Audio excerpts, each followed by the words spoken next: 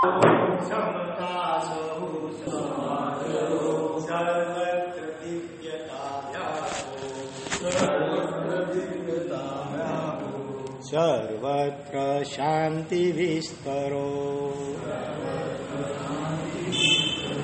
ओम शांति शांति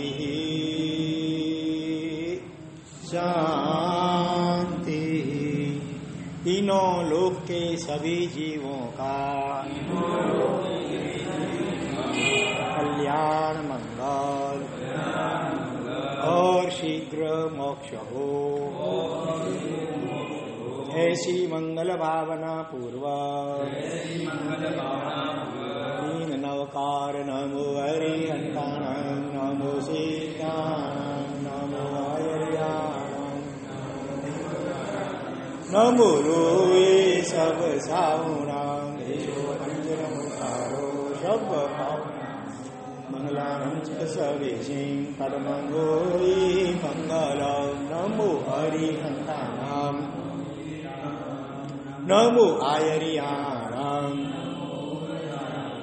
नमो लोए सब साहुणां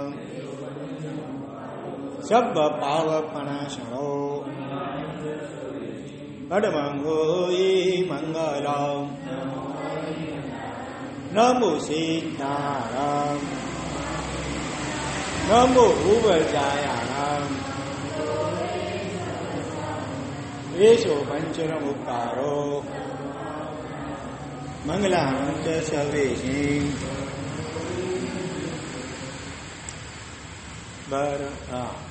मेयज्जथूली बद्धो वयर ऋषि नंदी सेन सिंहगिरि कलवन्नो अशुकोशल कुंडरियो के शिखर खंडो।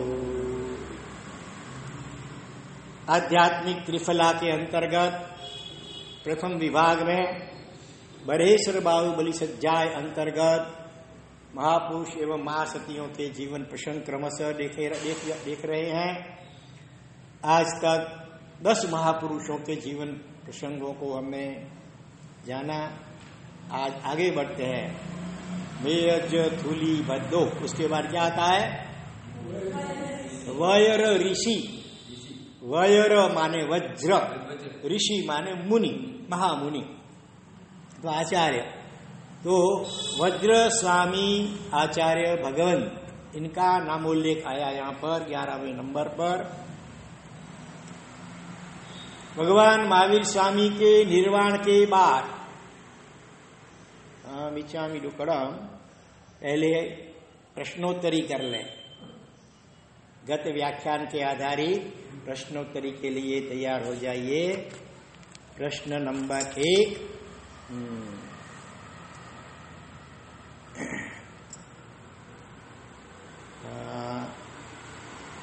नवीन भाई गांधी, उन्होंने स्वद्रव्य से जिन मंदिर कहाँ बंधाया? बोलो। शाबाश। प्रगति नगर कहाँ आया? सूरत में कि अहमदाबाद, नारायणपुर विस्तार, उसका भी पेटा विस्तार है प्रगति नगर। वहां पर जिन मंदिर बंधाया। आगे दूसरा प्रश्न, एक बात कहने की रह गई इसके अनुसंधान में। उन्होंने सूरत में भी अडालज पाटिया विस्तार है, वहां पर भी पंच धातु के विमलनाथ भगवान बहुत बड़े, उन्होंने स्वद्रव्य से बनाए थे। नवीन भाई ने अगर कोई भगवान मिल जाएंगे जब अगले भाव में, तब उनसे क्या क्या प्रश्न पूछने वाले हैं? बोलो। पूछा था नहीं, पूछेंगे, पूछने की भावना है।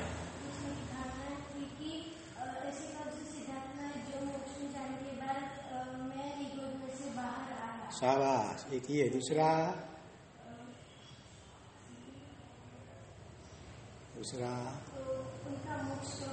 खुद का मोक्ष कब होगा? 2 और एक दो प्रश्न हैं।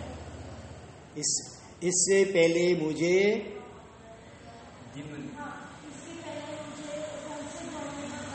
कौन से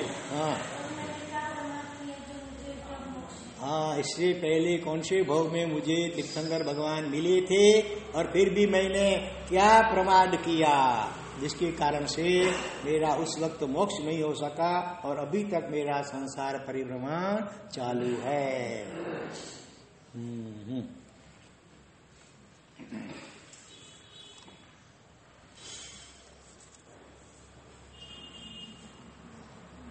हाँ, आत्मा चक्षु आदि कोई भी इंद्रिय से ग्राह्य नहीं है, मन से भी ग्राह्य नहीं है, फिर भी उसका हम कैसे स्वीकार कर सकते हैं? उसके लिए कुछ उदाहरण दिए थे, कुछ दृष्टांत दिए थे। बोलो। अनुमति अपने आत्मा की होती है और जो भी चीज दिखती नहीं है वो अनुभूति वो बोले जा सकते हैं, जैसे हवा। दृष्टांत क्या दिए थे?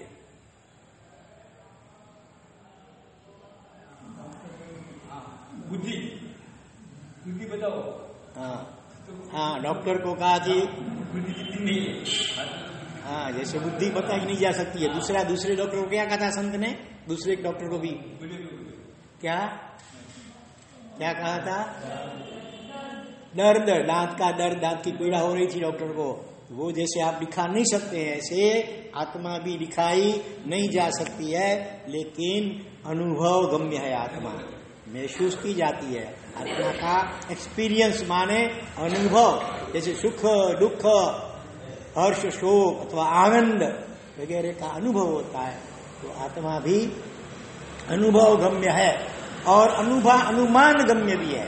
अनुमान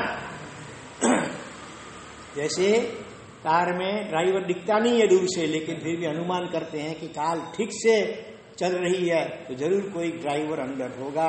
उसी प्रकार से जड़ शरीर भी ठीक से सब चल रहा है तो अनुमान कर सकते कि इसके अंदर कोई ऐसी शक्ति छिपी है, जो कोई ड्राइवर है इस गाड़ी को चलाने वाला, उसी का नाम हम आत्मा कहते हैं। चौथा प्रश्न, आत्मा के लिए अंग्रेजी में और उर्दू में कौन कौन से शब्द, अंग्रेजी में, उर्दू में और संस्कृत भाषा में कौन कौन से शब्द है? बोलो। आत्मा, और आत्मा के लिए गुजरात, संस्कृत में गुजराती, हिंदी में दूसरा चेतन, और एक है जीव। हाँ, धन्यवाद। वो बोला अंग्रेजी में सोल, स्पिरिट, कॉन्शियसनेस, और उर्दू में रूह, गुजरात के हिंदी में आत्मा, जीव, चेतन इत्यादि शब्दों से उसको संबोधा जाता है। तो दुनिया में जो भी शब्द हैं तो शब्द का वाच्य पदार्थ भी होता है। जो भी नाम या शब्द हैं तो शब्द वाला वाच्य पदार्थ भी होता है, बरोबर। तो जैसे समझो कि किताब शब्द है तो किताब नाम का पदार्थ भी है ना, तो आत्मा और इतने शब्द सारे हैं, रूह, कॉन्शियसनेस वगैरह, तो उसका वाच्य पदार्थ भी होना चाहिए। तो इस प्रकार से हमने ये कल के व्याख्यान में से प्रश्नोत्तरी ली। अभी आज आगे बढ़ते हैं। भद्र स्वामी का जीवन चरित्र। भगवान महावीर स्वामी से के निर्वाण के बाद कितने में पाठ में आए भद्र स्वामी आचार्य भगवान? 13वीं पाठ में, 13th। पहले पाठे सुद्रमा बोलते हैं ना, पाठ जो उसमें 8 पाठ तक का हम नाम बोलते हैं। 8वें पाठे थोलिक भद्र स्वामी, फिर 9, 10, 11, 12 छोड़ करके 13वीं पाठ पर वज्र स्वामी आचार्य भगवंत हुए, जो अंतिम 10 पूर्वधर थे। अंतिम 14 पूर्वी कौन थे? या तो कहो भद्रबाहु स्वामी, और उसके बाद थोलिक भद्र स्वामी को केवल सूत्र से अंतिम 4 पूर्व मिले थे, अर्थ से नहीं। हाँ? तो उसके बाद फिर वो 4 सूत्र भी गए, बाकी 10 बचे, 4 पूर्व गए, 10 बचे। तो वो ऐसे 10 पूर्वों को अज्ञान वज्र स्वामी को था। उसके बाद फिर उसमें भी कमती होती गई, 9.5 पूर्व, 9 पूर्व वगैरह कम होते गए, और आज तो एक भी पूर्व हमारे पास नहीं बचा है। तो अंतिम 10 पूर्वी और 13वीं पाठ पर वज्र स्वामी भगवान आए थे, बड़े शासन प्रभावक हुए। तो ऐसा हुआ, उनके पिता का नाम था भगवान महावीर स्वामी के निर्वाण के बाद 496 साल पसार हुए। कितने? 496 साल, तब वज्र स्वामी का जन्म हुआ था। तो मगध देश के अवंती नगरी, मगध देश में बहुत सारे तीर्थंकर और महापुरुष हुए। राजगृह नगरी, आज जो बिहार कहा जाता है, बिहार और झारखंड का प्रदेश, वो पहले के जमाने में मगध देश के नाम से प्रसिद्ध था। वहां पर अवंती नाम की नगरी थी। आज तो अवंती उज्जैन एमपी में भी अवंती है। यहाँ मगध देश की अवंती नगरी में धनगिरी, राजा स्वामी के पिताजी का नाम क्या था? धनगिरी। वो कौन थे? राजा थे कि श्रेष्ठी थे? श्रेष्ठी वर्य थे। जैसे पैसे से भी बहुत ही समृद्ध थे, साथ में धन से तो समृद्ध थे, साथ में धर्म से, धर्म के विषय में उससे भी ज्यादा वो समझो एकदम समृद्ध थे। अर्थात एकदम धर्म निष्ठ थे, धर्म चुस्त थे। श्रावक जीवन के तत्व वगैरह का स्वीकार और श्रावक जीवन का जो दिन करते हुए, रात्रि कर्तव्य, पर्व कर्तव्य, चातुर्मासी कर्तव्य, वार्षिक कर्तव्य, आजीवन कर्तव्य वगैरह 6 प्रकार के कर्तव्य श्राद्ध विधि नाम के ग्रंथ रत्न में बताए। कौन से ग्रंथ में? श्राद्ध विधि। श्राद्ध माने वो ब्राह्मण लोग श्राद्ध करते हैं पितरों का, वो नहीं। श्राद्ध माने श्रद्धा एवं संपन्न, जो देव गुरु धर्म के प्रति जिनकी ठोस श्रद्धा हो उसको श्राद्ध कहते हैं। और उनकी विधि माने आचार, कर्तव्य, दिन को क्या करना चाहिए, रात को क्या करना चाहिए, पर्व दिनों में क्या करना चाहिए, चतुर्मास में क्या करना चाहिए, वार्षिक कर्तव्य, वर्ष साल में एक बार अवश्य क्या क्या करना चाहिए, और जिंदगी में एक बार तो कम से कम अवश्य करना चाहिए। ऐसे 6 विभाग में ये 6 कर्तव्य बताए श्रावक के श्राद्ध विधि ग्रंथ में। तो इस प्रकार से ये जो धनगिरी 6 वो भी एकदम अपने कर्तव्यों में, श्रावक के आचारों में निष्ठ थे और पूर्व जन्म के संस्कारों के वसात उनको समझो कि युवावस्था में आने पर भी उनको कोई शादी ब्याह करने की इच्छा नहीं होती थी। माँ बाप और परिवारजन उनको आग्रह करते थे शादी के लिए।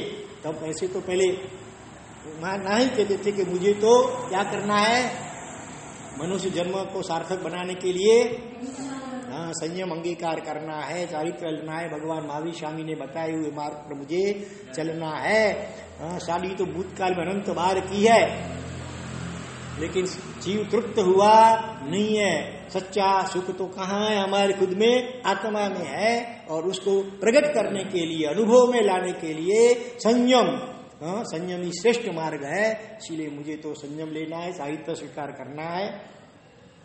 फिर भी परिवारजन आग्रह करते रहते थे। तब उन्होंने आखिर में एक बात कही कि आपका इतना ही आग्रह है। कई बार माँ बाप कहते कि एक बार शादी करके बहू का मुंह हमको दिखा दे, फिर तुमको जो करना हो सो भले करना। जैसे जम्बू स्वामी के जीवन की बात में भी आता है। तो आखिर उन्होंने थोड़ी सी बात मानते हुए कहा कि अगर आप इतना कहते हैं तो चलो, मैं तो आपकी थोड़ी सी बात मानने के लिए तैयार हूं, मगर मेरी एक शर्त है। आप जो भी कन्या मेरे लिए ढूंढो, उस वक्त कोई प्रेम लग्न की बात नहीं थी, तो जो भी कन्या आप मेरे लिए ढूंढो उसको बता देना कि मेरी भावना दीक्षा लेने की है, और मैं जब भी चाहूं मैं दीक्षा ले लूंगा, वो उसमें बाधा रूप नहीं बनेगी। अगर उसको मंजूर हो तो फिर मैं साधु करूंगा। चलो आपकी इतना आग्रह है तो ढूंढने। आजकल तो लोग क्या क्या एडवर्टाइजमेंट देते हैं, कैसी चाहिए, ग्रेजुएट चाहिए, हाँ ब्यूटीफुल चाहिए, इतनी ऐसी हाइट वगैरह चाहिए, हाइटनेस वाइटनेस जो देखते हैं, हाँ रूप और रुपया देखते हैं। और प्रेम लग्न होते हैं, फिर भी मन मुटाव थोड़े दिनों में हो जाता है और छुट्टे हो जाते हैं। हाँ, लेकिन इन्होंने ऐसी शर्त रखी। वर्तमान काल में भी कोई कोई ऐसे अपवादिक दृष्टांत सुने जाते हैं। एक युवक था, महाराज साहब के सत्संग में बहुत आया था, प्रवचन बहुत सुने थे और शिविरों में भी बहुत भाग लिया था। तो उसने जिस कन्या के साथ उनका विवाह हुआ था, अभी शादी होनी बाकी थी, तो शर्त रखी थी जब तक तुम 5 प्रतिक्रमण, 4 प्रकरण और 6 कर्मगंध पढ़ लो, उसके बाद हम शादी करेंगे। युवक ने शर्त रखी। वो इतना धर्मनिष्ठ था, वर्तमान काल की ये सत्य घटना है। और आखिर इतना कन्या ने पढ़ लिया सब, उसके बाद ही शादी हुई। लेकिन आजकल तो बहुत मुश्किल है ऐसे मिलने वाले। आजकल तो ऐसा लगता है कि ये धर्म करता है तो फिर शादी नहीं करनी, क्योंकि मौज मस्ती करनी होती है। रात को भी खाना, होटलों में जाना, रिसोर्ट में जाना, घूमना फिरना, मौज मजा करना है। इसलिए वो धर्मवान व्यक्ति को पसंद नहीं करते हैं। वास्तव में तो धर्मनिष्ठ व्यक्ति को पहले पसंद करनी चाहिए। तो यहाँ पर उन्होंने ये शर्त रखी थी और आखिर ढूंढते ढूंढते ऐसी भी एक कन्या मिल गई जो भी धर्मनिष्ठ थी। उस कन्या का नाम, और पूर्व जन्म का कई बार ऋणानुबंध भी होता है। जैसे नेम और राजू का 9 भवों से संबंध चला रहा था, उसी प्रकार से कभी कभी पूर्व जन्म के ऋणानुबंध वशा ऐसा पात्र मिल जाता है। तो एक कन्या थी, श्रेष्ठी कन्या, जिनका नाम था, मालूम है किसी को? वज्र स्वामी की माता जी का नाम क्या था? सुनंदा। सुनंदा नाम की एक श्रेष्ठी कन्या। उसने यह शर्त भी मंजूर रखी कि मैं बाधारू बनूंगी नहीं, जब भी उनका दीक्षा लेना हो वो ले सकेंगे। ऐसे दोनों माँ बाप दोनों धर्मनिष्ठ हो मिल जाए तो संतान भी कैसी पैदा होगी? फिर वज्र स्वामी ऐसे पैदा नहीं हुए। उनके पिताजी की भी ऐसी चारित्र की प्रबल भावना थी, साथ में माताजी भी ऐसे मिल गए। तो आखिर दोनों की शादी हुई। कुछ समय बाद ये कौन थे पिताजी का नाम? धनगिरी। उन्होंने अपनी पत्नी सुनंदा को कहा, देख, माँ बाप के अति आग्रह से मैंने शादी की है, बाकी तो मुझे शादी करने में कोई इंटरेस्ट नहीं था। मुझे तो चारित्र लेना है, संयम स्वीकारना है और ये भाव सार्थक करना है। इसीलिए अभी तू मुझे इजाजत दे चारित्र लेने की। तब उसने एक विनती रखी, मैं आपके मार्ग में ज्यादा बाधारूप बनना नहीं चाहती हूँ, लेकिन हर एक कन्या अथवा तो पत्नी की एक ख्वाहिश होती है। क्या ख्वाहिश होती है? माँ बनने की। माँ बनने का सुख, माने कि पुत्र संतान को जन्म देने का। तो इसलिए वो विनती करती है कि भले ज्यादा समय आपको मैं रोकूंगी नहीं, लेकिन मुझे एक संतान हो जाए, उसके बाद मैं माँ बनूं, उसके बाद भले आप उसी से चारित्र मार्ग पर प्रस्थान करना। और कुछ समय बाद तब उनको गर्भरास हो किसी सुनंदा को, तब फिर थोड़े दिन के बाद, कभी जन्म नहीं हुआ है बच्चे का, फिर भी प्रबल कितनी भावना होगी, सोचो उनका वैराग्य कितना प्रबल होगा। खुद भी कोट्याधिपति समझो थे और कन्या भी ऐसे ही परिवार में से आई थी, ऐसी गुणवान वगैरह कन्या थी, फिर भी संसार की मोह माया उनको रोक नहीं सकी। तो संतान घरों में अभी था, फिर भी उन्होंने अपनी पत्नी को कह दिया कि देख, तेरी इच्छा के अनुसार अभी गर्भ संतान होने वाला है, तो अभी मुझे इजाजत तुम दे दो, तुम्हारी देखभाल, मेरे माता पिता वगैरह तुम्हारी देखभाल करेंगे और मुझे अभी ज्यादा रोको मत। जीवन का कोई भरोसा होता नहीं है, कब आंख नीच जाएगी, बंद हो जाएगी। जीव सोचता है कि इतना कर लो, बाद में दीक्षा लूंगा, फिर उतना हो जाता है तो फिर आगे बढ़ती है बात, अभी इतना कर लो फिर बात आगे दीक्षा लूंगा। बीच में एक दृष्टांत याद रहा है, चलो कह देता हूं, थोड़ा लंबा भी है, शायद वो रूपक दृष्टांत भी होगा, लेकिन उसका बोध हमें बराबर लागू होता है। एक बार ऐसा हुआ, नारद ऋषि वो घूमते घूमते वैकुंठ में गए। हिंदुओं की अपेक्षा से बात है, ये लोग वैकुंठ मानते हैं जहाँ विष्णु भगवान रहते हैं। तो थोड़ा सा भगवान को उदास देखा। एक काल्पनिक दृष्टांत है, रूपक दृष्टांत समझ लो है, क्योंकि भगवान वास्तव में कभी उदास नहीं होते हैं, वो तो हमेशा आनंद में होते हैं। लेकिन भगवान को थोड़ा उदास देखा तो नारद जी ने पूछ लिया कि भगवान क्या बात है, आप और उदास? उन्होंने कहा क्या करूं, अभी अकेले टाइम पास नहीं होता है। आपका ऐसा होता है कभी कभी, सामायिक करना हो तो भी कंपनी चाहिए, व्याख्यान में आना हो तो भी जरा कोई साथ चाहिए, अड़ोस पड़ोस में कोई चलने वाला हो तो चले। तो क्या करूं, इतना अनंत काल तक ऐसे ही मैं रहा हूं, अकेला बोर हो गया हूं, कोई यहाँ आ जाए तो अच्छा टाइम पास हो जाए। भगवान इसमें क्या बड़ी बात है, आपके तो कितने सारे भक्त हैं पृथ्वी लोक के ऊपर दुनिया में, हाँ, और वो आना भी चाहते हैं, आप केवल बस मुझे इशारा कर दो, इजाजत दे, मैं कितने भक्तों को ले आऊं यहाँ पर। अरे रहने दो, वो भगत सब कहने के लिए होते हैं, वास्तव में यहाँ आना कोई जल्दी पसंद नहीं करेगा। सच्चा भक्त तो कोई लाखों करोड़ों में कोक होता है, बाकी तो भ ग त, भ ग और त माने, भ माने गुजराती में कहते भांगेला, ग माने गएला, त माने टूटेला, भांगेला गएला टूटेला। सच्ची वास्तव में भक्त तो कोई विरले ही होते हैं। इसलिए मुझे लगता है धुलिया में से तो कोई आएगा। अरे भगवान ऐसा आप मत सोचो, महाराष्ट्र प्रदेश है, धुलिया बड़ा शहर है, इतने सारे मंदिर हैं, जरूर कोई न कोई भक्त तो मिल ही जाएंगे, आएंगे। ऐसे करते हुए नारद जी धुलिया शहर में पधार गए अपने हेलीकॉप्टर में बैठ करके। और कौन सी गली लेंगे, दूसरी गली नंबर 2? अच्छा, ये गली नंबर 4, रथ गली, तेली गली, जो इसमें गए तो कोई शूटेड वूटेड मिल गया, ऑफिस पे जा रहा, हाथ में बैग थी, लेकिन यहाँ पर तिलक वगैरह लगाया हुआ था। तो पूछा, भाई नारद जी को देखा तो शिष्टाचार से हाथ जोड़ा, थोड़ा नमस्कार किया। तो उनको लगा ये कोई भक्त आत्मा लगता है, इतना शिष्टाचार जानता है। तो उनको पूछा, भाई क्या बात है, कहाँ जाते हो? ऐसे तो मैं ऑफिस जा रहा हूँ। अरे आपके तो भाग्य खुल गए हैं, आपने ये तिलक लगाया है ना, आप भगवान की भक्ति करते हैं, तो आपकी तो लॉटरी लग गई है। खुद भगवान ने मुझे भेजा है आपको वैकुंठ में ले जाने के लिए। तो ऑफिस तो ऐसे चलती रहेगी, चलो मेरे साथ भगवान के पास वैकुंठ में, कितना वहां सुख होगा, कितना आनंद होगा। अरे माफ करना नारद जी, मेरे पास अभी टाइम नहीं है, अभी मुझे ऑफिस जाने में देरी हो रही है, वहां पर मेरी प्रतीक्षा करते होंगे, आप दूसरे किसी को ऐसे भगत को ले जाइए। यहाँ पर हीराचंद नाम के भगत है, उनको।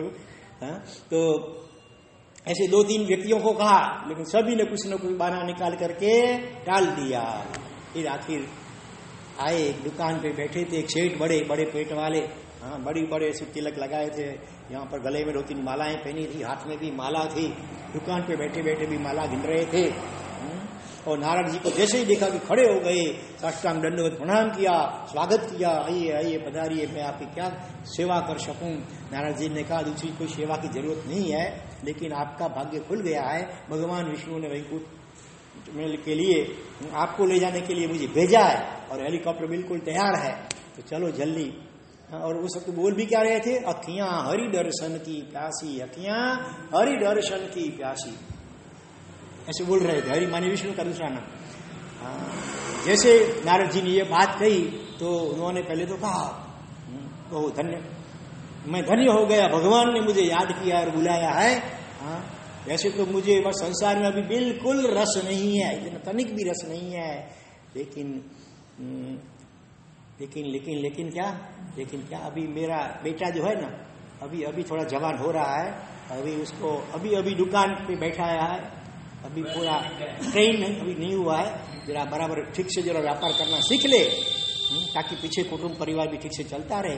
तो मैं आपके साथ चलने के लिए तैयार हूँ, कृपा करके आप 2-4 महीना जरा इधर उधर परिक्रमा करके आइए, प्रदक्षिणा माने तीर्थों की यात्रा करके आइए, और तब तक मैं अपने बेटे को बराबर व्यापार की तालीम अच्छी तरह दे दूं, उस पर एक्सपर्ट बना दूं, ग्राहक को कैसे शीशे में पूरना है, डब्बे में उतारना है। तो नारद जी ने कहा, ठीक है सर, उनकी भावना तो बड़ी अच्छी लगती है। तो 2 महीना और सही, तो वो घूमने के लिए, तीर्थ यात्रा करने के लिए उधर उधर निकल गए, बरसाना वगैरह वगैरह। और फिर 2 महीने के बाद वापिस आ गए। फिर वो सेठ जी ने उनका बड़ा स्वागत किया, आइए आइए पधारिए। नारद जी का, अभी दूसरी बात सब छोड़ो, औपचारिक, अभी जल्दी चलो, हेलीकॉप्टर देर हो रही है, भगवान कब से उधर तुम्हारी प्रतीक्षा कर रहे हैं। अरे मैं अभी आया, अभी बच्चा तो मेरा बराबर ट्रेन हो गया है, बस केवल मैं परिवार में घर वाली श्रीमती जी को बात कर लूं, जरा इजाजत ले, फिर आपके पास बैठ चलता हूं। ठीक है, जल्दी इजाजत ले लो। वो गए घर में श्रीमती जी को इजाजत लेने के लिए, उन्होंने कहा आपका दिमाग पी गया है क्या? ऐसे तो कई धुतारे आ जाते हैं और आपको खुद को इतना विचार नहीं आता है। अभी अभी तो बेटा जवान हुआ है, अभी अभी व्यापार करना सीखा है, अभी उसकी क्या करनी बाकी है? सिंगल में से डबल करना बाकी है, माने कि उसकी शादी की बात भी चल रही है। तो शादी करके बाद में, अभी नहीं, ऐसे बीच में नहीं जा सकते आप। हाँ, तो बेचारे क्या करें, श्रीमती जी के आगे तो ज्यादा चलता नहीं है। तो वापिस आए हूँ इतना छोटा करते हुए और बोले भगवान क्या करूं, मेरी तो बिल्कुल संसार में इच्छा नहीं है रहने की, बिल्कुल ऐसा होता है कब मैं भगवान के पास पहुंचूं।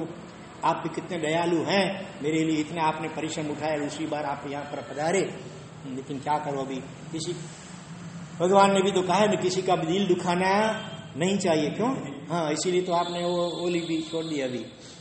तो जरा भगवान अब बस 2-4 महीने में शादी हो जाएगी, ऐसे तो विवाह का संबंध तो तय करीब है, भी शादी होना बाकी है। तो मेरे लिए कृपा करके आप थोड़ी तस्वीर लीजिए, थोड़ा 2-3 दिन जीने जरा और तीर्थ यात्राएं करके फिर जरूर आना। मत मुझे और कोई बिल्कुल इच्छा नहीं है संसार में रहने की, बिल्कुल निरंतर रात दिन मुझे तो वैकुंठ के और भगवान के ही स्वप्न आते हैं, लेकिन क्या करूं मैं फंस गया हूं थोड़ा। तो मेरे लिए कृपा करके जरा और थोड़ी तस्वीर ले लीजिए, 2-3 महीने के बाद जरूर आ जाना और मैं आपके साथ चौकस चलूंगा। नारद जी को भी, नारद जी भी थोड़े बोले, उनकी बातों में आ गए, उनको पता नहीं कि धूलिया के सेठ है, हाँ धूल चटा देंगे। तो गए वापिस तीर्थ यात्रा करने के लिए, 3 महीने के बाद करीब आए, तब फिर वही बात, हाँ चलो, नारद जी ने कहा चलो अब तो शादी हो गई। अरे शादी तो हो गई है, और कल ही मैंने बिल्कुल श्रीमती जी को बोलता, मैं हमारी बात कल शाम को बात हो रही थी कि अभी देखो शादी हो गई है, अभी नारद जी कुछ आने ही वाले होंगे, तो फिर मुझे रोकना मत, अभी मुझे इजाजत दे दो। तो वो रोने लगी, मैं क्या करूं, इन लोगों का आंसू शस्त्र होता है बड़ा, तो रोने लग गई। तो क्या आप चले जाएंगे हमको छोड़ करके, फिर हमारा कौन, कम से कम और दुनिया क्या बोलेगी, अभी आप चले जाएंगे, अभी अभी शादी हुई है, हाँ तो थोड़े घर में पोता आ जाए, थोड़ा पोते का मुंह देख करके जाओ, थोड़ा उसको झूलने पालने में झुलाते जाओ, ऐसे जाओ, ऐसे इतनी क्या जल्दी है अभी, आज करो सो कल में, कल करो सो परसों, इतनी क्या जल्दी है, अभी तो जीना है परसों। रानी भगवंत कहते हैं काल करो सो आज करो, आज करो सो अब करो, पल में प्रलय होएगा फिर करोगे कब। और संसार रसिक जीव जो होते हैं वो कहते हैं आज करो सो कल, कल करना हो सो परसों। अच्छा कार्य धर्म करना हो तो उसको भविष्य पे रखते हैं, पाप करना हो तो अभी अभी करते हैं। तो उल्टी गंगा है, इसीलिए हमारा ठिकाना नहीं पड़ा आज तक। तो बस अभी पोते का जन्म हो जाए, उसके बाद फिर मैं आपको रोकूंगी नहीं, अभी बिल्कुल मैं वचन देती हूँ कि उसके बाद आपको नहीं रोकूंगी, लेकिन थोड़े महीना या 1 साल रुक जाइए। नारद जी ने फिर अपना सेठ ने नारद जी को पटा लिया, मीठा मीठा बोल करके, 100% गारंटी, अब कुछ भी हो जाए, अभी कोई मैं बहाना निकालूंगा नहीं, आपके साथ बिल्कुल आऊंगा, चाहे परिवार वाले माने या न माने, श्रीमती इजाजत दे या न दे, और पोता भी हो या न हो, 1 साल तक मैं प्रतीक्षा करूंगा, हुआ तो ठीक, नहीं हुआ तो फिर मैं आपके साथ चल दूंगा। कृपा करके मेरे लिए, भगवान को मेरे लिए माफी मांग लेना मेरी ओर से, और मैं जरूर आपके साथ 1 साल के बाद आ जाऊंगा। नारद जी को भी लगा ऐसा भक्त तो मिलना मुश्किल है अभी, इतनी इनकी प्रबल भावना है, लेकिन करे भी क्या, बेचारा संसार में फंसा हुआ है, लेकिन इसने इतना प्रॉमिस मुझे दिया है तो जरूर इसके लिए चलो 1 साल और। जैसे गए वापिस बैकुंठ में, भगवान ने कहा क्यों नारद जी अकेले क्यों आए, हमारे भक्त कहाँ हैं? भगवान आप तो अंतर्यामी है, सब जानते हैं, क्या मेरी मस्करी करते हैं, आप तो जानते हैं धुलिया का वो भगत कितना सच्चा भक्त है, लेकिन क्या करें बेचारा संसार में फंसा हुआ है। तो उसकी अब अंतिम बात है कि बस उनका पोता हो जाए, होए कि न होए, लेकिन 1 साल के बाद तो जरूर 100% वो आएगा ही। अरे नारद जी भोले मत बनो, नहीं आएगा, आपको मालूम नहीं है वो धुलिया का भक्त है। अरे भगवान भक्त का इंसल्ट मत कीजिए ऐसी, वो जरूर आएगा, मुझे यहां तक खात्री है कि वो जरूर आएगा। ठीक है, ऐसे देखते ही देखते 1 साल और बीत गया। अनंत काल बीता तो 1 साल और सही, और 1 साल के बाद वापिस नारद जी दुनिया में पधारे, दूसरी गली में। फिर वो सेठ के वहां गए, देखा तो अभी सेठ दुकान पे नहीं बैठे थे, उनकी जगह पे उनका बेटा बैठा था। बेटे ने भी शिष्टाचार से स्वागत किया नारद जी का। तो फिर आगे नारद जी ने पूछा, भाई सेठ जी कहाँ है, तुम्हारे पिताजी कहाँ है? अरे क्षमा कीजिएगा मेरे पिताजी तो अभी थोड़े ही दिन पहले क्या हुआ, उनका आयु समाप्त हो गई। अरे बाप रे बाप, शांतम पापम, क्या किया जाए? वापिस लौटे, गए वैकुंठ में। क्यों नारद जी अकेले क्यों आए? हमारे वो दुनिया वाला भगत को नहीं लाए? भगवान क्यों मेरी मजाक करते हैं? आप तो सब जानते हैं। क्या करे वो बेचारा, करे भी क्या, उसकी आयु समाप्त हो गई, ये तो जरूर आने वाला था। ये ऐसे ही वायदा देता जाता है, वायदा का व्यापार करता है, आज कल आना परसों आना, और कब हमेशा के लिए कल समाप्त हो जाएगी। काल कल कल करते काल आ जाएगा, काल हमारा कवल कर जाएगा, खा जाएगा, मार देगा, पता नहीं चलता है। तो यहां पर भी ऐसा हुआ। तो नारद जी ने कहा भगवान जो हुआ सो, लेकिन उनकी भावना तो बड़ी प्रबल थी।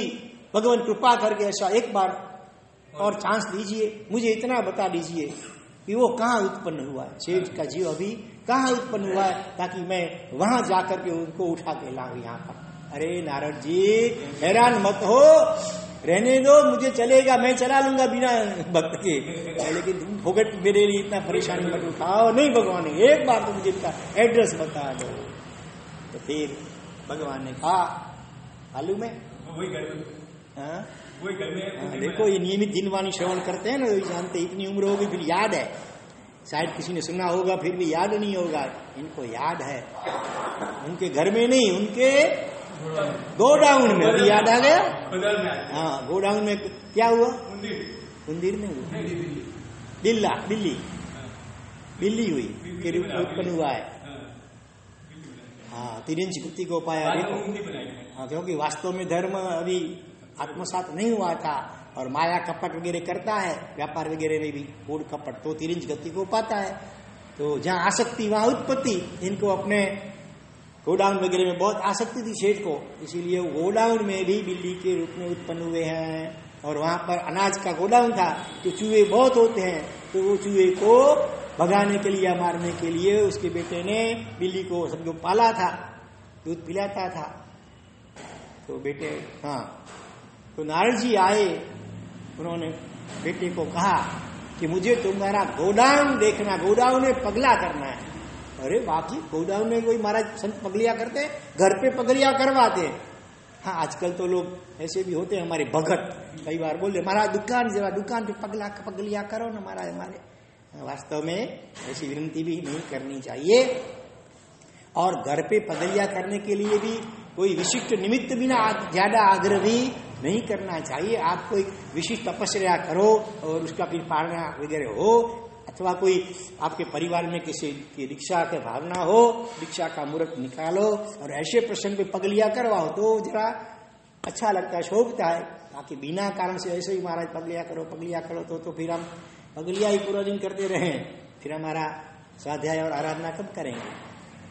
तो नारद जी ने कहा कि मुझे आपके दुकान देखना है। जैसी आपकी इच्छा, ले गया, गोदाम खोला तो म्याऊं म्याऊं करता हुई वो बिल्ली सामने आई। नारद जी ने कहा, नारद जी तो भाषा जानते हैं पंछियों की भी, तो चलो सेठ जी अब चलना है कि नहीं? तो म्याऊं म्याऊं म्याऊं करता हुआ अपनी भाषा में बोला। तो उनका लड़का भी चकित हो गया, अरे ये सेठ जी क्यों बोलते हैं बिल्ली को?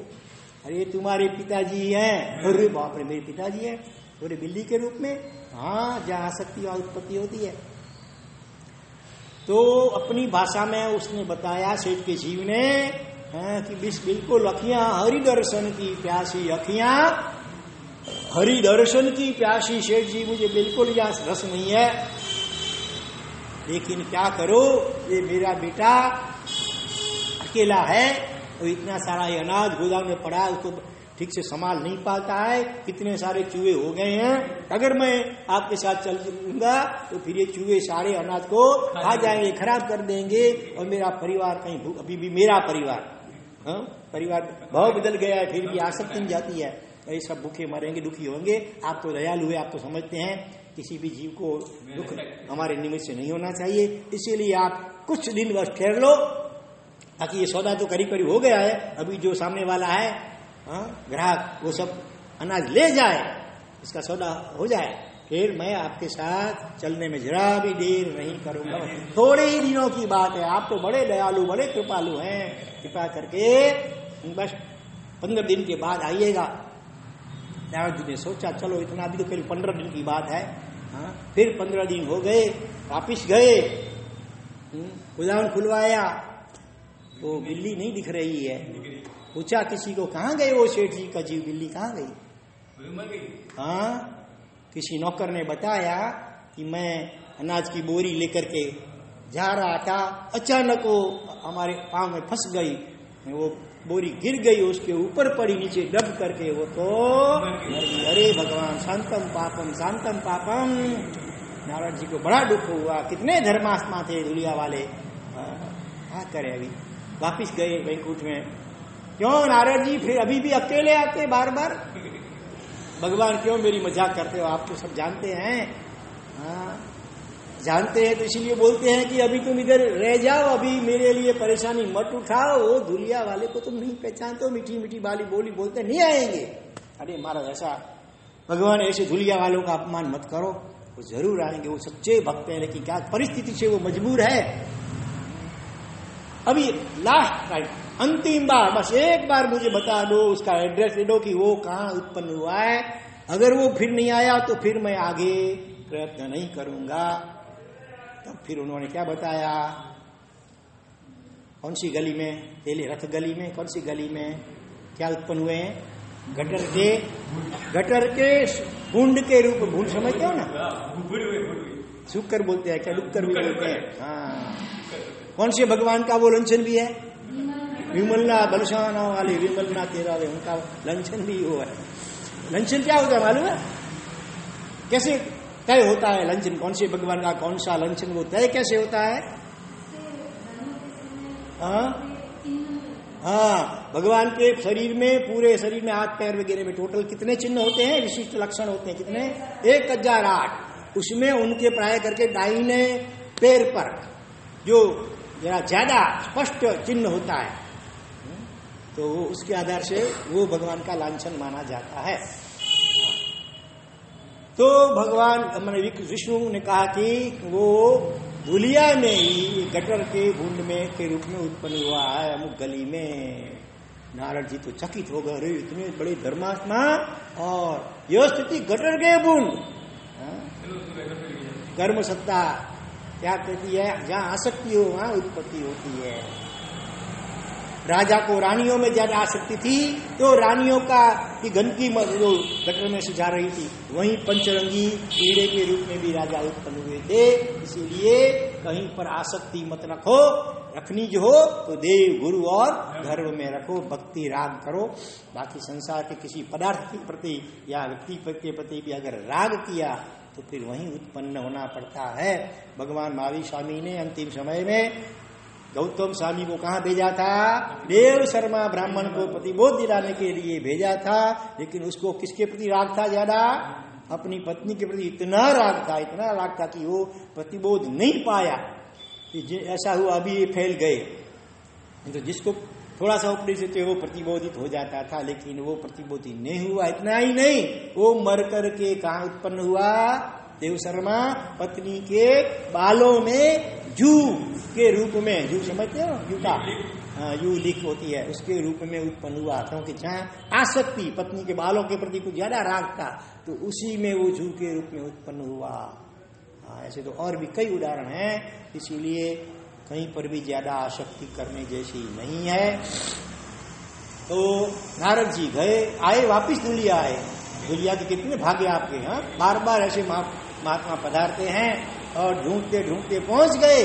देखा तो बड़ा नाली खुली हुई थी, गटर खुली हुई थी, इतना बड़ा पंजाबी जैसे वो है भून बड़ा, और साथ में इतने उनके कच्चे बच्चे थे सब, विथ फैमिली। उनके तो बच्चे भी ज्यादा होते हैं, 8, 10, 12।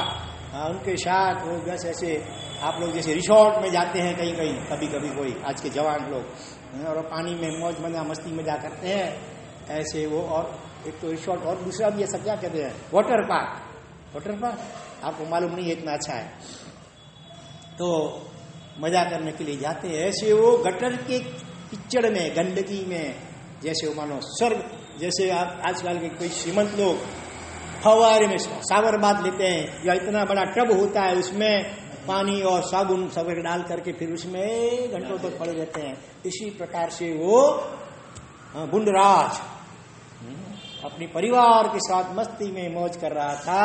नारद जी वहां पहुंच गए।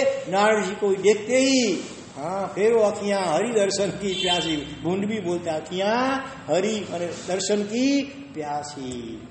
भगवान नारद जी ने कुछ गुस्से में कहा, अभी ये तुम्हारा नाटक सब छोड़ो, अभी लास्ट बार अंतिम बार मैं बोल देता हूं, आना हो तो आ जाओ, नहीं तो वापिस में दूसरी बार आने वाला। अरे नहीं नारद जी ऐसा मत कीजिए, बस बिल्कुल मैंने आने के लिए तैयार हूं, बस केवल एक बार केवल मेरी श्रीमती को जरा खबर तो लेनी चाहिए कि नहीं, खबर दे दो। और फिर अभी आया, गए अंदर श्रीमती जी के पास, बात की कैसे नारद जी पधारे हैं हमें वैकुंठ में ले जाने के लिए।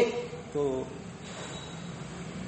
उसने कहा, आप अकेले नहीं जाएंगे हमें छोड़ करके, हम भी साथ में चलेंगे, लेकिन आजकल कई ऐसे धूर्त लोग हैं, किसी का भरोसा करने जैसा नहीं है।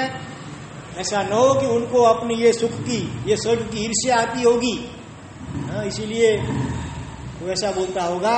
जरा जा करके उनको बराबर पूछ लीजिए और लिखा लीजिए कि आप जहाँ वैकुंठ में हमें ले जाना चाहते हैं, वहां पर ऐसे हौज, ऐसे स्विमिंग बाथ कितने होंगे, वहां पर ऐसा हलवा खाने को मिलेगा कि नहीं मिलेगा। गटर में होता है ना घंटी, वो हलवा विष्ठा को, उसके लिए हलवा है बुंड के लिए। और ऐसा शरबत पीने के लिए वहां कितना मिलेगा, पूछ लीजिए बरोबर, पहले पक्का कीजिए। ऐसा न हो कि भाई हम दूध की कुत्ता, नहीं घर का नहीं घाट का, ये सब छोड़ दें और उधर ऐसा कुछ न हो तो फिर जिंदगी कैसे कटेगी। तो जरा पूछ के बराबर आइए। वो आए वापिस, श्रीमती जी ने ऐसा पूछाया है भाई, वो तो कहती है कि हम सब आने के लिए तैयार है, आप अकेले क्यों जाएंगे। लेकिन उन्होंने पूछा है कि वहां पर ऐसे स्विमिंग बाथ कितने होंगे, हलवा शरबत वगैरह कैसा क्या कितना मिलेगा। नारद जी ने कहा, छी छी छी छी, ये ऐसा है, तो गंदगी है, वैकुंठ में तो ऐसा कुछ भी नहीं होता है। और कुछ भी नहीं होता ऐसा, तो फिर माफ कीजिएगा। श्रीमती जी की कड़क वार्निंग है, चेतावनी है कि अगर जहाँ ऐसा कुछ नहीं हो तो ऐसा वैकुंठ हमको चाहिए नहीं। नारद जी माफ कीजिए, आप जा सकते हैं, यू कैन गो। आपका आभार हमारे लिए इतने इतने धक्के खाए, लेकिन क्या करूं, मजबूर हूं, मुझे अभी भी रस नहीं है संसार में रहने का, लेकिन क्या करूं। ये हमारे सब की करीब करीब कहानी है, भले काल्पनिक है, रूपक है, लेकिन अधिकांश संसारी जीवों को लागू होती है। गंभीरता से चिंतन करना इसके ऊपर करे, भले मजाक सी लगती है बात, लेकिन हमारी भी ऐसी स्थिति नहीं है। मान लो कि अभी कोई ऐसा रॉकेट खोजा जाए, अथवा कोई देवता, कोई इंद्र वगैरह प्रसन्न होकर के कहे कि चलो मैं तुमको सिद्धशिला पर ले चलता हूं मोक्ष में, होंगे अभी आज।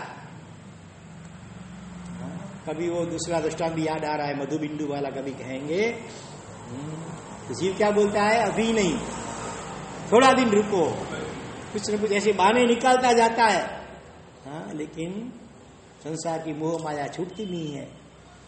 लेकिन यहां पर क्या हुआ, धनगिरी ऐसे नहीं थे, उनका वैराग्य ज्ञान गर्भित वैराग्य था। वैराग्य के 3 प्रकार होते हैं, दुख गर्भित, मोह गर्भित और ज्ञान गर्भित वैराग्य।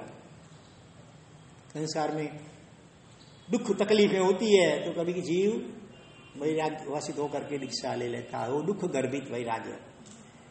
और दूसरा मोह गर्भित अज्ञानता से, वास्तव में संयम क्यों लेना चाहिए, आत्मा का क्या स्वरूप है, मोक्ष का लक्ष्य हो और समझ हो पूरी, वो ज्ञान गर्भित वैराग्य, लेकिन वो नहीं होता है।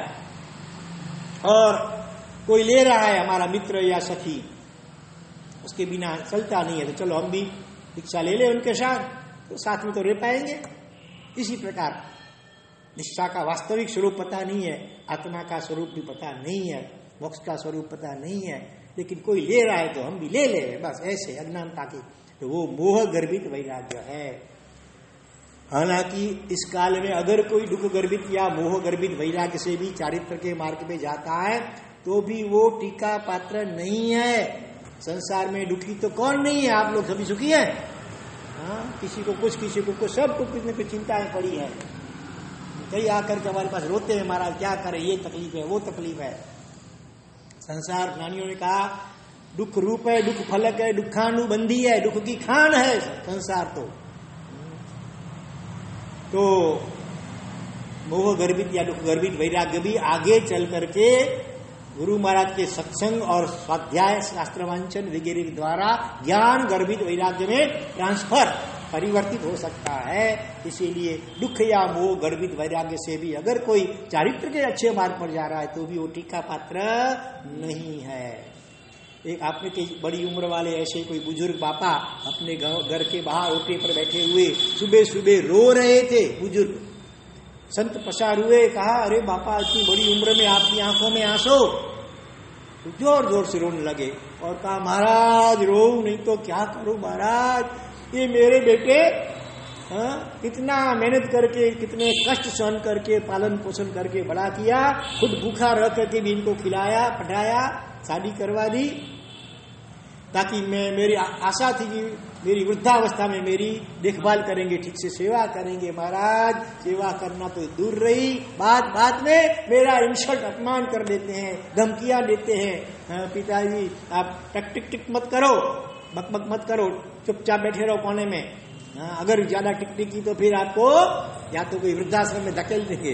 ऐसे ही महाराज क्या करूं, आज तो हद हो गई, उन्होंने धक्के मार करके हमको घर से ऐसे निकाल दिया। महाराज रो नहीं तो क्या करूं। तो महाराज संत ने कहा बापा संसार का स्वरूप ही ऐसा है, स्वार्थमय है। नाना वगैरह नाथियो तो नाणे नाथालाल सेठ बोलते हैं। ठीक चलो जागे तब से सुबह, अभी ऐसा करो हमारे साथ चलो, भले दीक्षा अभी नहीं ले सको कोई बात नहीं, हमारे साथ चलना घूमना फिरना आराधना करना, विहार हो सके तो विहार करना, नहीं तो विहार नहीं कर सकते आप भले वाहन में आगे चले आना, हम जहां हो पर वहां पर आना और भगवान का नाम स्मरण करना, भगवान की सेवा पूजा भक्ति वगैरह करना, जिनवाणी सत्संग सुनना, व्याख्यान सुनना। इस प्रकार से आपकी बाकी की जिंदगी को सफल करो। इतना सुनते ही तो क्या हुआ, आपको ऐसा कहा जाए तो मानेंगे, चलेंगे हमारे साथ चतुर्मास के बाद? दीक्षा भले चलो अभी नहीं हो, विहार नहीं होता, क्या करें उम्र हो गई, लेकिन साथ में रहने का, विहार नहीं हो तो आपको वाहन की छूट, जहां वो वहां पहुंचाने का, और भगवान की सेवा पूजा करनी, सामाजिक प्रतिक्रमण करना, सद्वांचन करना, माला गिनना, भगवान का नाम स्मरण करना। होंगे तैयार भाई? मुश्किल है, संसार की मोह माया परिवार को छोड़ के निकलना बड़ा कठिन लगता है। ऐसा ही यहाँ पर हुआ, वो बुजुर्ग जो थे ना, उनकी आंख के आंसू थे, उसका बाष्पीभवन हो गया, तुरंत आंसू सूख गए। बिल्ली समझो उसको चाट गई, ऐसा बोलते हैं कभी, आंसू उसके।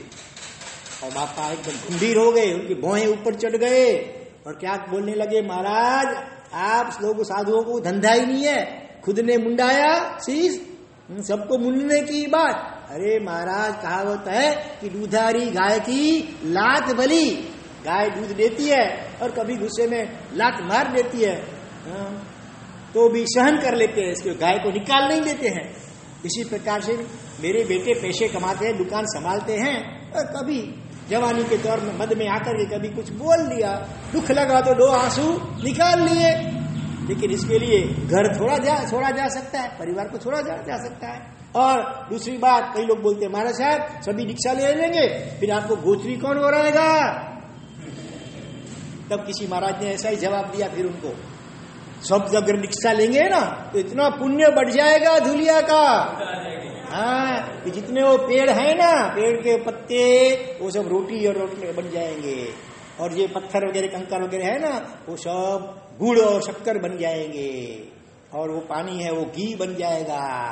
हाँ, गुड़ घी और रोटी मसल करके खाएंगे।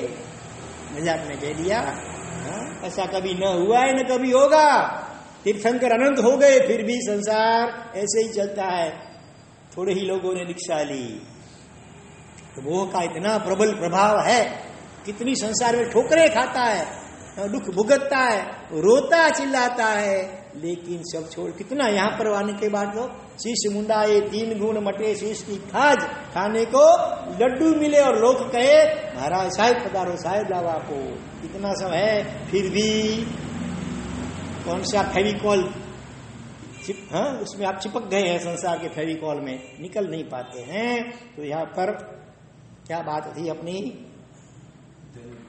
हाँ, यहाँ पर वो अपनी चल रहा है, वज्र स्वामी का जीवन चरित्र चल रहा है। ये तो प्रासंगिक बीच में कहावत है, अहमदाबाद में बहुत एक पोल, एक शहरी होती है, गली, उसके अंदर दूसरी गली, उसके अंदर और तीसरी गली, केले का होता है ना पेड़, कटली केला क्या बोलते हैं, हाँ, देखा है किसी ने केले का क्या होता है, वो पत्ते ही होते, खोलते जाओ उसके थड़ को, हाँ, तो पत्ते पत्ते निकलते जाते हैं, लास्ट में कोई नक्कर लकड़ी की चीज नहीं होती है उसमें, केवल पत्ते ही लपेटे हुए होते हैं। तो इसी प्रकार जो केले की पात में, जो केले की पात माने पत्ता, उसमें पात में पात, एक पात दूसरा वो पत्ता, हाँ, तो पंडित की बात में बात में बात, एक बात में से दूसरी में से तीसरी बात आ जाती है। थोड़ा आज बीच में प्रासंगिक जरा ज्यादा हो गया ये वचन, वो भी थोड़ा कभी कभी जरूरी भी होता है। तो चलो अभी आगे बढ़े। ऐसे तो मैंने सोचा था कि आप पूरा वज्र स्वामी का चरित्र थोड़ा लंबा भी है, लेकिन आज एक ही दिन में पूरा कर लेंगे। और दूसरा विभाग तो आज नहीं रखना है, अर्वाचीन दृष्टांत आज कट करना है, और प्रश्नोत्तरी भी लेंगे तो लेंगे थोड़ी देर के लिए, लेकिन आज ये पूरा दृष्टांत अभी वज्र स्वामी का तो नहीं हो पाएगा, अधूरा ही रखना पड़ेगा। तो अभी वो गणगिरी सुनंदा सगर्भा थी, फिर भी आखिर गणगिरी ने संयम मार्ग के ऊपर प्रस्थान किया, और शर्त के मुताबिक अभी वो उनको रोक भी नहीं सकती है। कितना वैराग्य होगा, सोचने की बात तो ये है। आयुष का क्या भरोसा, कब आंख बंद हो जाएगी कुछ पता नहीं। इसलिए ज्ञानी भगवंत कहते हैं, काल करो सो आज करो, आज करो सो अब। फिर दीक्षा लेने के बाद बहुत अच्छी तरह पढ़ाई वगैरह करते हैं, गुरु महाराज का खूब उत्कृष्ट विनय वैयावत भक्ति वगैरह करते हैं, गुरु को प्राप्त करते हैं, शास्त्रों को पढ़ते हैं। इधर क्या हुआ कि वो जो पेट में गर्भ आया था उनका जन्म भी हो गया है, जन्म का थोड़ा उत्सव भी हो रहा है। उस वक्त परिवार वाले लोगों ने कहा, अगर इसका बाप जिसने दीक्षा ले ली है, अगर दीक्षा नहीं ली होती और अगर यहाँ पर होता तो कितने धामधूम से इसका जन्म महोत्सव वगैरह करते। तो ये जो दीक्षा शब्द 2-3-4 बार सुना ना लोगों के मुख से, तो उनको पूर्व जन्म की स्मृति हो आई। अगले जन्म में तिर्यक जृंबक देव थे, वज्र स्वामी का जीव अगले जन्म में तिर्यक जृंबक देव होते हैं 10 प्रकार के। वो भगवान जब वर्षिदान देते हैं ना, तब इंद्र की आज्ञा से जो निधान जमीन में डटे हुए होते हैं, जिनका कोई मालिक नहीं होता है, ऐसे निधान निकाल करके भगवान के भंडार में डालते हैं। वो तिर्यक जृंबक देव और भगवान जन्म के हमें और वर्षिदान देते हैं, कभी भी फिर वर्षिदान भी किया जाता है। तो वो तिर्यक जृंबक देव अष्टावक्र तीर्थ पर गया था, और उधर गौतम स्वामी भी अष्टावक्र की यात्रा करने के लिए पहुंचे थे।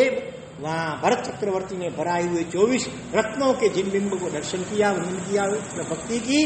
उसके बाद ये तिर्यक जृंबक देव उन्हें विनती की और गौतम स्वामी ने देशना सुनाई। उसमें पुंडरीक अध्ययन का वर्णन किया।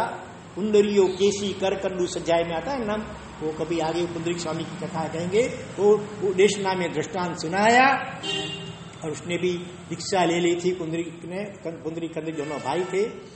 तो ये जो सुना था उनको इतना अच्छा लगा कि पूरी देशना को प्राय कितनी बार उसका पुनरावर्तन स्वाध्याय किया उस तेरे जुम्बक देव ने। इसीलिए वो दीक्षा दीक्षा संयम वो शब्द उसके दिल में बैठ गया था एकदम। और जैसे ये सुना दीक्षा शब्द बार बार कि उनको पूर्व जन्म की स्मृति हो गई और उनको दीक्षा का क्या महत्व है मनुष्य जन्म की और जिन शासन की इतनी दुर्लभता है वो उस ख्याल में आ गया। उसने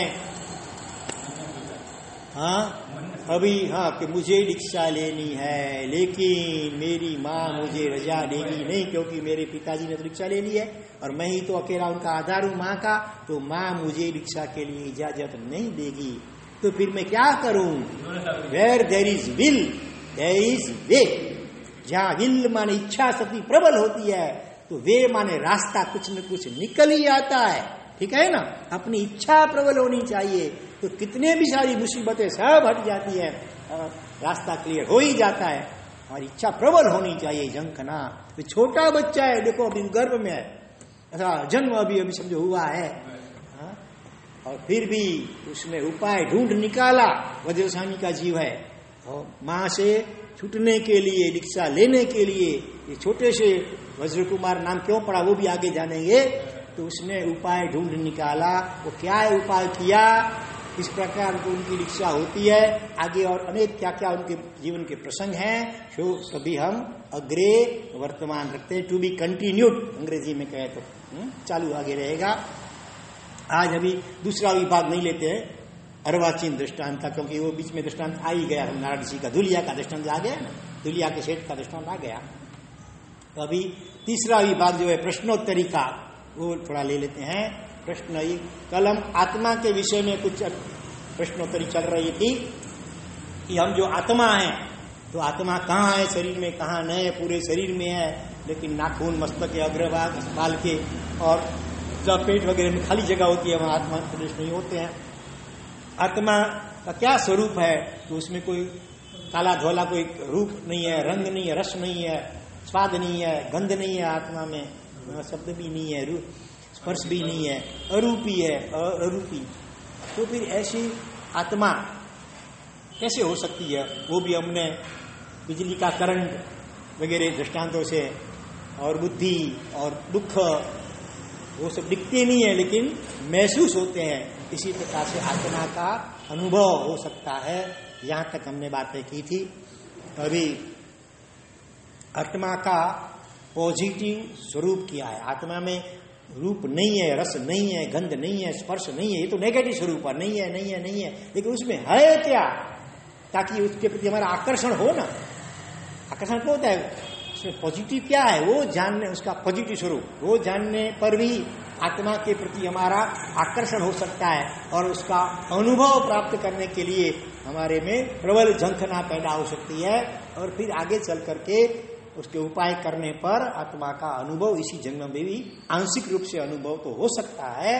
तो क्या उपाय किए जा सकते हैं वो बाद में हम आगे वर्तमान रखते हैं, लेकिन आत्मा का पॉजिटिव स्वरूप क्या है वो आज थोड़ा हम विचार करेंगे, थोड़ा 5-1 मिनट में।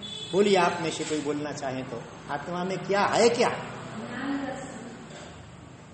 आत्मा में क्या है? ज्ञान। कितना ज्ञान है? कितने आत्मा में कितना ज्ञान है? 2 प्रतिक्रमण का, 5 प्रतिक्रमण का, जी विचार 9 अनंत ज्ञान को क्या बोलते हैं? केवल ज्ञान। अनंत केवल ज्ञान। केवल ज्ञान माने कैसा होता है वो? भूत भविष्य वर्तमान तीनों काल का पूरे लोक और अलोक, 14 राजलोक और अनंत अलोक आकाश। उसमें जो भी अलोक आकाश में तो अवकाश के सिवा कुछ नहीं है, लेकिन 14 राजलोक जिसमें नीचे 7 नरक भी आ जाती हैं, ऊपर सारे देवलोक वगैरह भी आ जाते हैं, और ये असंख्य द्वीप समुद्र प्रमाण ये जो तिरछा लोक सब आ जाता है। उसमें जितने भी छोटे बड़े जीव जंतु हैं, चाहे मनुष्य हो, देवता हो, नाटी हो, पशु हो, पक्षी हो, चींटी मकोड़े वगैरह हो, या कोई सूक्ष्म पृथ्वी का, आप का, देव का, वायु का, वनस्पति का, अनंत अनंत निगोद। एक सूक्ष्म निगम कितने जीव होते हैं?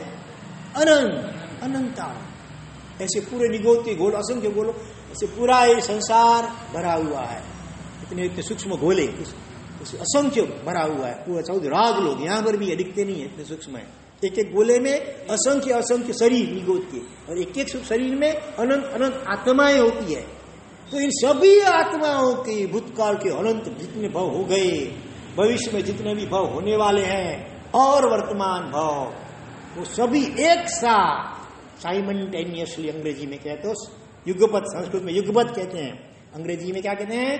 साइमल्टेनियसली, माने एक साथ, बारी बारी से नहीं। इतने अनंतानंत जीव, सभी के तीनों काल के जितने भी भव, उनकी जो भी जितनी घटनाएं छोटी बड़ी होती है, सब एक साथ जान सकते हैं, कल्पना नहीं कर सकते हम। कंप्यूटर तो बेचारा कुछ नहीं इसके आगे। हाँ, कंप्यूटर की भी खोज करने वाले, मोबाइल की खोज करने वाले कोई ना कोई जीव आत्मा है ना, वैज्ञानिक। तो कितना इतने से चिप में कितना जाता है। आज तो देख रहे हो, अनुभव कर रहे हो। पहले कोई ऐसी बात करता था तो उसको पागल कहेंगे, इतना क्या हो सकता है, इतनी चिप केवल उसमें हजारों किताबें उसमें समा जाए। शक्य है कि नहीं है? इतनी सी मोबाइल की मेमोरी कार्ड जो होता है उसमें सैकड़ों हजारों किताबें उसमें आ जाती हैं। तो ये सब खोज करने वाले भी कोई आत्मा ही है वैज्ञानिकों के। तो खुद खोज करने वाली आत्मा जो हमारी, उसमें कैसी शक्ति होगी, ज्ञान शक्ति कितनी, अनंत ज्ञान शक्ति। और साथ में दुनिया में जितने भी पुद्गल परमाणु वगैरह हैं, जो जड़ पदार्थ सब देख रहे हैं, उसका जो सूक्ष्मतम हिस्सा उसको परमाणु बोलते हैं। तो जितने पुद्गल और परमाणु हैं, उनकी भूतकाल की पर्याय माने अवस्था। सब जो एक कपड़ा है, कुछ समय पहले वो कपास के रूप में था, कपास के उसके बीज के रूप में भी था, उससे भी पहले अलग अलग अलग अलग कितने अलग अलग उनके पर्याय होते गए। हम जो खाना खाते हैं, स्टाव जाता है, फिर कभी कभी खेत में चला जाता है खाद के रूप में, फिर उसमें से दूसरा पेड़ पौधा उत्पन्न होता है, तो साइकिल चलती रहती है ना। तो अवस्थाएं, भूतकाल की अनंत अवस्थाएं, इसमें जो पुद्गल परमाणु हैं, उनकी भूत, इसके पहले क्या था, इससे पहले क्या था, उससे पहले क्या था, ऐसे अनंत काल पहले क्या क्या सब पर्याय की हुई है। और भविष्य में भी ये फट जाएगा, कुछ समय के बाद तो फटने वाला है। फिर उसके परमाणु बिखर जाएंगे, फिर कौन से अलग रूप में उत्पन्न होंगे। तो भविष्य की अनंत पर्याय तो सब एक साथ जानते हैं। जैसे जीवों के भी अनंत पर्याय सब जानते हैं एक साथ, ऐसे अनंत पुद्गल परमाणु विश्व में जो हैं, वो सभी पुद्गल परमाणु वगैरह की भूतकाल की अनंत अवस्थाएं, वर्तमान की अवस्था और भविष्य की अनंत अवस्थाएं, सब एक साथ केवल ज्ञान से जाना जा सकता है। और फिर भी उसमें आसक्ति नहीं होती है, न द्वेष होता है, न राग होता है। संसार में जितने रंग राग महोत्सव चल रहे हैं टीवी वगैरह में, जैसे भी दृश्य जो आते हैं, वो सब एक साथ देखते हैं केवल ज्ञान द्वारा, फिर भी कहीं राग या मोह उत्पन्न नहीं होता है। और दुनिया में जितने भी षड्यंत्र होते हैं, कूट कपट होते हैं, युद्ध होते हैं, खूना मृत्यु, सब देखते हैं भगवान केवल ज्ञान द्वारा एक साथ, फिर भी किसी जीव के प्रति द्वेष नहीं उत्पन्न होता है। चाहे कोई कैसा भी आतंकवादी हो, उसके प्रति भी द्वेष नहीं उत्पन्न होता है। और चाहे भगवान के शासन को हानि पहुंचाने वाला कोई हो, जिन शासन की टीका निंदा करता हो, भगवान की निंदा करता हो, विरोध करता हो, फिर भी उसके प्रति जरा भी द्वेष उत्पन्न नहीं होता है। ऐसी अद्भुत दशा। तो ऐसा केवल ज्ञान हम सभी में है, अभी भी है, सभी में अभी भी है, लेकिन दबा हुआ है। जैसे सूर्य होता है आकाश में, बादल छा जाते हैं चौमासे में, तो दिखता नहीं है, हमें नहीं दिखता, लेकिन ऊपर तो ऐसा ही है, जरा भी प्रकाश कम नहीं हुआ है उसका। उसी प्रकार से एक कर्म के बादल, ये आत्मा रूपी सूर्य, उसके केवल ज्ञान रूपी प्रकाश के ऊपर आ गए हैं, छा गए हैं। इसीलिए हमको आज केवल ज्ञान का अनुभव नहीं हो रहा, लेकिन फिर भी सीमित ज्ञान तो है ना, इंद्रियों द्वारा जो दिखते हैं, सुनते हैं, पांचों इंद्रियों और मन द्वारा, वो तो कितना है, समुद्र के पास बिंदु तुल्य भी नहीं, समझो इतना ज्ञान। तो इतना अनंत केवल ज्ञान ये हमारे सब में आप भी है, हमारे में भी है। चींटी मकोड़े मक्खी मच्छर में भी होता है वही ज्ञान, निगोद में भी वही होता है, डुक्कर भुंड में भी होता है, भिखारी में भी वही ज्ञान होता है, केवल ज्ञान। हाँ, सभी की आत्मा ऐसी है, केवल ज्ञान स्वरूप। आज चाहे कर्म के कारण कैसी भी उसकी अवस्था हो, सोचिए कितना हाँ आनंद और आश्चर्यप्रद बात है ये। अपना स्वरूप को गौरव होना चाहिए, और ऐसा स्वरूप मेरा कब जल्दी प्रकट हो जाए, कब ये बादल हटे कर्मों के। भले उसमें एक भाव में अभी शक्य नहीं है, थोड़े भाव करने पड़ेंगे उसके लिए, लेकिन अभी से पुरुषार्थ करेंगे उस दिशा में, तो कभी ऐसा दिन आएगा किसी न किसी भाव में, इस भाव में भी ज्ञान खुलता जाएगा। मति ज्ञान, सूत्र ज्ञान, अवधि ज्ञान भी इस काल में है अभी। हाँ, और कभी ऐसा आएगा कि केवल ज्ञान हो जाएगा, केवल ज्ञान और केवल दर्शन। दर्शन से पूरे विश्व का त्रैकालिक सामान्य बोध और ज्ञान माने विशेष बोध। तो ऐसे केवल ज्ञान, केवल दर्शन, निरंतर धारा चलती भी है सिद्ध परमात्मा की। एक समय, प्रथम समय में केवल ज्ञान, दूसरे समय में केवल दर्शन, फिर तीसरे समय में केवल ज्ञान, चौथे समय में केवल दर्शन। और साथ में अनंत आनंद है, जिसको हम ढूंढते हैं ना बाहर पदार्थों में, इंद्रियों के विषयों में, भोगों में। वहां तृप्ति हुई, कितना खाया पिया, भोगा, देखा सुना, फिर भी कुछ नहीं, अतृप्त ही अतृप्त। सच्ची तृप्ति तब होगी आत्मा का जो सहज आनंद है, इसके लिए निर्विकल्प होना पड़ेगा। क्रोधमान माया लोभ का क्षय अथवा उपशम करना पड़ेगा, तभी वो आत्मा का जो परम आनंद है उसका थोड़ा स्वाद इसी जन्म में भी हम चख सकते हैं। और वो आनंद का अनुभव करेंगे तभी तृप्ति होगी। और चौथी बात है अनंत शक्ति अथवा अनंत वीर्य कहते हैं, जिसको पूरे लोकाचौध राज को अलोक में पलटाने की और अलोक को लोकाकाश में पलटाने तक की शक्ति आत्मा के अंदर रही हुई है। भगवान महावीर ने जन्म लेते ही क्या किया, पैर के अंगूठे से पूरा मेरू पर्वत ला के उनको हिला दिया ना, कितनी ताकत। अभी तो पूरे भगवान नहीं हुए थे, अभी तो वीर्यांतराय कर्म के आवरण बाकी थे, उनका क्षय पूरा नहीं हुआ था, फिर भी इतनी शक्ति। तो जब केवल ज्ञान हो जाता है, वीर्यांतराय वगैरह घाती कर्मों का क्षय हो जाता है, तब अनंत वीर्य, अनंत शक्ति प्रकट हो जाती है। सभी को शक्तिमान बनना है, इसके लिए कोई अर्दिया पाक, सालन पाक शीतकाल में खाते हैं, कोई मल जिम में जाते हैं, व्यायाम करते हैं, कई प्रकार के शक्ति बढ़ाने के लिए, क्योंकि अनंत शक्ति हमारा वास्तविक स्वरूप है। सभी हम ज्ञान पाने जाते हैं, भले किताब पढ़ना किसी को अच्छा लगता है, नहीं लगता है, फिर भी टीवी में, मोबाइल से, रेडियो से सुन करके कुछ नया जानने, क्या हुआ वहां पर, क्या हुआ, उसका क्या हुआ, उसका क्या हुआ, वो जानना चाहते हैं ना, क्योंकि ज्ञान हमारा स्वभाव है, अभी दबा हुआ है। आनंद भी हमारा स्वभाव है, वो भी दबा हुआ है, इसीलिए अभी सभी को सुख चाहिए, किसी को दुख पसंद नहीं है, क्योंकि आनंद वो हमारा मूल स्वभाव है, तो वो दबा हुआ है। तो जैसे पानी है, ठंडा पानी, उसको अग्नि लगेगा तो गर्म हो जाएगा, जैसे अग्नि हटाएंगे तो धीरे धीरे अपने आप अपने मूल स्वरूप में वो चला जाएगा। इसी प्रकार से अभी कर्मों के कारण, मोह दशा के कारण, अज्ञानता के कारण वो सब आवरण आ गए हैं हमारे अनंत केवल ज्ञान दर्शन आनंद शक्ति पर।